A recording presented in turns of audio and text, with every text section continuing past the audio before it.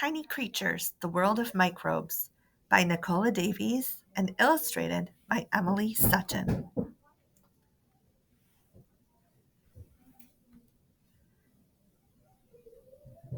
You know about big animals and you know about small animals. But do you know that there are creatures so tiny that millions could fit on this ant's antenna? So tiny that we'd have to make the ant's antenna as big as a whale to show them to you. They don't have eyes, heads, or legs, branches, roots, or leaves because they aren't animals or plants, but they are alive. They are called microbes, and there are lots of them. A single drop of seawater can hold 20 million microbes. That's about the same as the number of people in New York State. And a teaspoon of soil can have as many as 1 billion microbes. That's about the same as the number of people in the whole of India. Microbes live everywhere, in the sea, on land, in the soil, and in the air.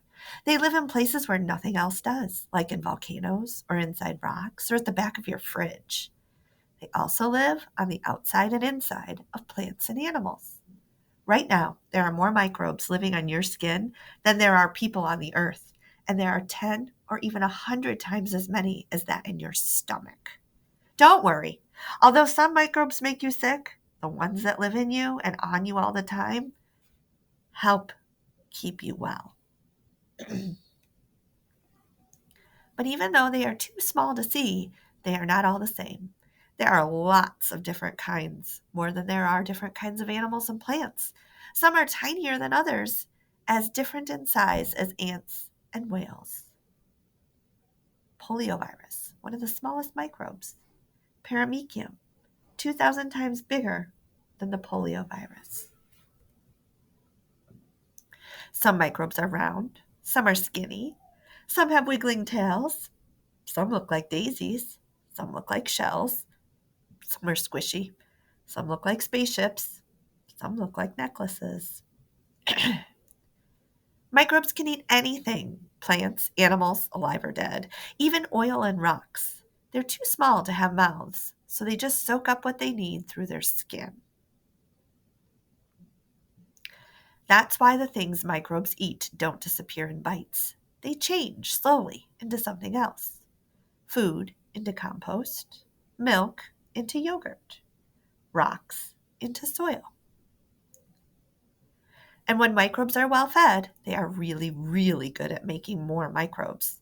They simply split so that where there was one, 20 minutes later there are two, and then four, and then eight, and then 16, starting with just one microbe of a type called E. coli, which of course could be far too small for you to see. It would take 11 and a half hours for there to be enough E. coli to fill this space. And 20 minutes later, they would all split and double to fill this space. That's why it takes only a few of the wrong kind of microbes, the kind we call germs, to get into your body to make you sick. They get in through your mouth or throat or through a cut, or sometimes through an insect's bite. Then inside you, where they are warm and well fed, they split and split and split until just a few germs have turned into thousands, then millions. They're still tiny, but there are enough of them to make you sick. So it's best to stop them from getting in. Luckily, only a few kinds of microbes can make humans sick. Most microbes are busy doing other things. And because microbes are so good at making more microbes, some of the things they do are very, very big. They can wear down mountains and build up cliffs. They can stain the sea red, turn the sky cloudy, and make snowflakes grow. They recycle everything that dies to make soil so that new life can sprout. And they help to make our air good to breathe. All over the earth, all the time, tiny microbes are eating and splitting, changing one thing into another.